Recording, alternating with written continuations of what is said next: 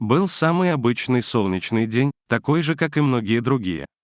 Николь неспешно ехала верхом вдоль побережья, до воды было всего несколько метров. Как обычно, отлив освободил часть суши, все шло своим чередом. Но вдруг ее питомец, конь по кличке Астра, остановился и стал проседать под своим немалым весом в трясину. Астра изо всех сил пытался вырваться, но только проседал все сильнее. Отлив, освободивший часть побережья, оставил страшную ловушку. Хозяйка сразу же оценила ситуацию и поняла, что без помощи людей шансов выбраться из смертельной ловушки у ее питомца просто нет.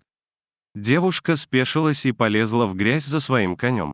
3 часа безуспешных попыток помочь своему коню не принесли никаких ощутимых результатов. Она сама уже практически по пояс оказалась в трясине, а между тем близилось время прилива.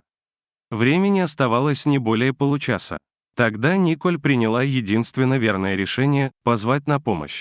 По ее звонку на место прибыли спасатели с ветеринаром и местным фермером, который, к счастью, живет недалеко от побережья. Фермер, оценив сложившуюся ситуацию, отправился домой за трактором. Первым делом спасатели вкололи коню успокоительное, все-таки это огромный стресс для животного, и так уже бившегося в бессильной истерике.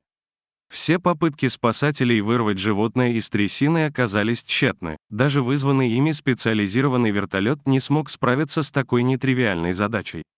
Прилив уже вплотную подошел к бедному животному, когда, наконец, вернулся фермер с трактором. За считанные минуты трактор освободил бедное изможденное животное, которое просто упало без сил прямо на берегу.